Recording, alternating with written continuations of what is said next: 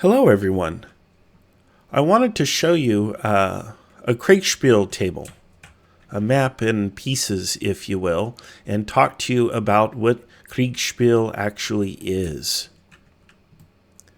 This here is the Gettysburg map that we developed for the Southern California Kriegsspiel Society, as well as the pieces which I have myself created, and the avatar pieces, the little commander pieces, these things, I call them avatars, and a variety of other things. Everything here is pretty much created. Everything on the table is created by myself. There are some assets that are off the table, like this little dice tray that was developed by someone else, and the dice are borrowed from another application. Nonetheless, everything that you see here does in fact come from our own creation, and it is our own little Kriegsspiel set.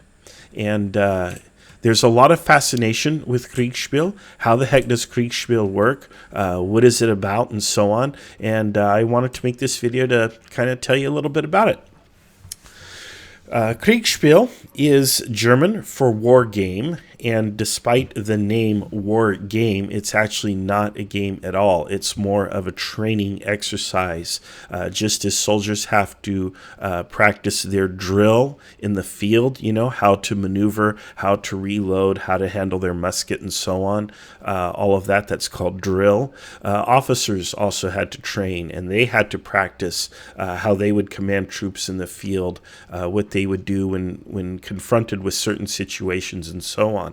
And so Kriegsspiel was a way to kind of give officers that training without having to send them out to the field with real live men under their command, where they could make terrible blunders and result in chaos or crisis or some other terrible thing, such as a loss of life. 1812 was a big deal, because that was the height of the Napoleonic Wars in Europe. And in 1812, there was a French dictator who called himself emperor, of course. He was crowned emperor, Emperor Napoleon. And we've all heard of Napoleon. We've all heard the name. Napoleon was busy conquering pretty much all of continental Europe. And one of the places where he was running around prior to 1812, much of 1812, I think he spent in Russia, finally being defeated by the two great Russian generals, January and February. The Russian winter was very harsh for the French army, which caused him to retreat, and eventually that would lead to his downfall. But nonetheless, there was a country called Prussia, not Russia, Prussia. So it's like Russia with a P in front of it. And it's easy to confuse the two. But when you hear Prussia, think Germany, because Prussia is kind of the preeminent state in what would later become the nation of Germany, and just a few decades later, in I think the 1870s. But prior to that, you had a country called Prussia, and they spoke German. It's basically German. Okay, and the Prussians had an army, and they were fighting with the French. They were fighting for their survival against Napoleon. And so they needed to find a way to train officers and prepare them to serve in these wars and to, protect Prussia from the French and their allies. And so the solution to this was a game called Kriegsspiel. Now, Kriegsspiel is actually played double blind with an umpire.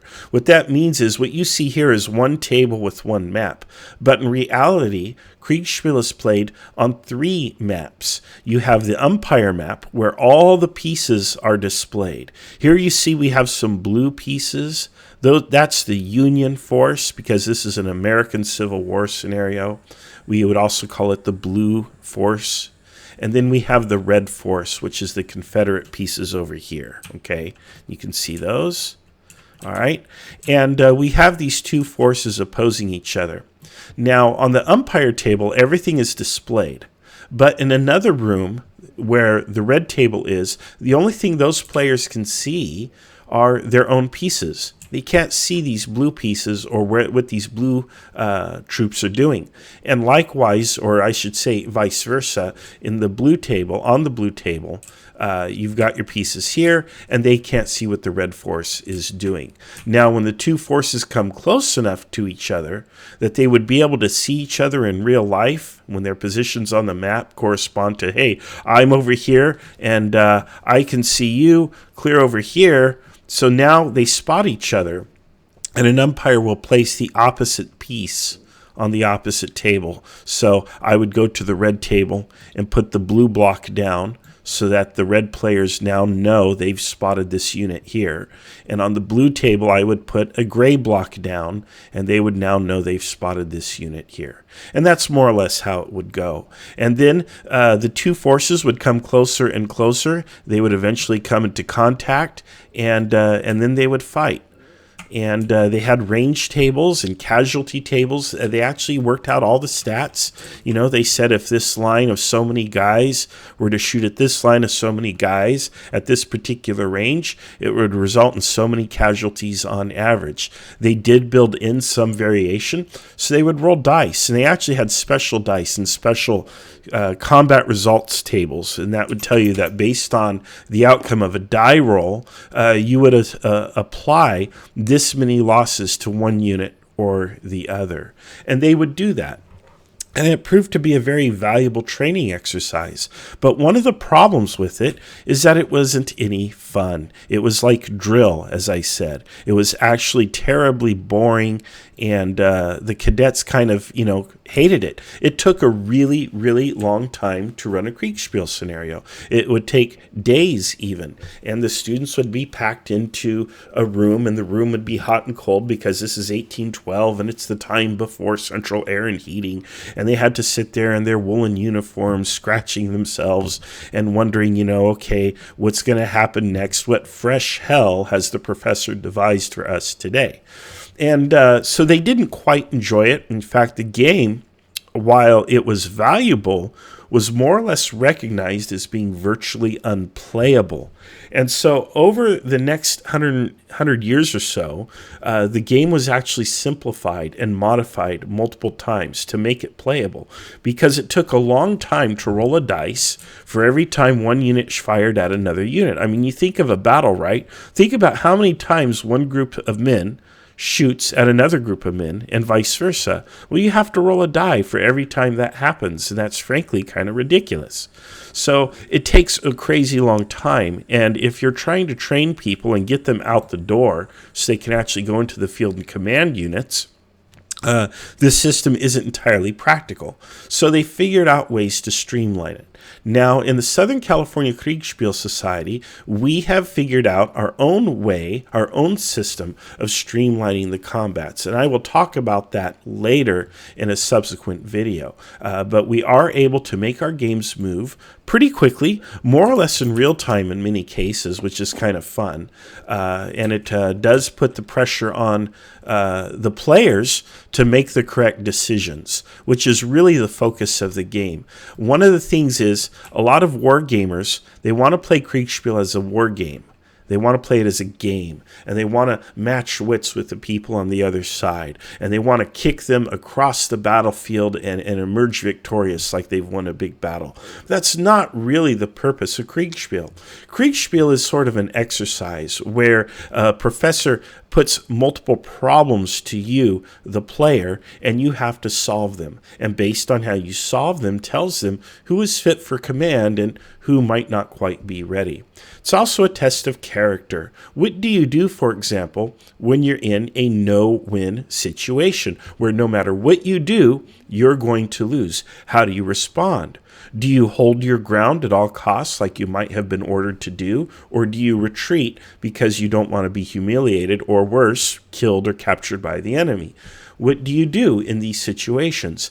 Kriegsspiel gave professors an opportunity to see how each cadet would react. when faced with a variety of different situations? How well do they communicate and work with one another? How well do they solve the various problems? So that's sort of what Kriegsspiel did. It did it very effectively. In fact, it's done it so effectively that the game is still played today to train Army soldiers and cadets. Of course, today it is played in many more modern forms. The tables have more or less given way to digital formats like you see here, and they've also given way to full-on control rooms where soldiers eventually graduate and they would practice commanding units as they would actually command them in the field. But in the meantime, here we have a little application. It's called Tabletop Simulator. It's this really cool application that allows you to simulate a tabletop, as you see, and any board game you want to put down. We could play Monopoly or cards or whatever here. We are using it for Kriegsspiel. And it's a wonderful little invention, and we're able to connect with people all around the world who can sit around this table in virtual form and push pieces across the table with us. One last thing about Kriegsspiel is it's really cool is it's done simultaneous. That's why you have that double-blind thing. I don't think I explained this, but both sides submit their orders, and then the umpire at the middle umpire table will then push the units together at the same time and resolve the combats. So the red side doesn't know what the blue side is doing. The blue side doesn't know what the red side is doing until it actually happens, and they're both making decisions and taking actions at the same time, which really makes it unique. Most games follow an I go, you go format. The players take turns making moves, while in Kriegsspiel, the moves are simultaneous, which forces you to react in real time to what your opponents are doing, which is a valuable skill in warfare. All right, I think that is sort of the basics of Kriegsspiel. It gives you an introduction, and in a subsequent video, I will talk about how we actually run the battles here in the Southern California Kriegsspiel Society, and I will also talk about the Gettysburg scenario that we have planned for a game that's going to happen in less than 24 hours' time. By the time you watch this video, the game probably will have happened.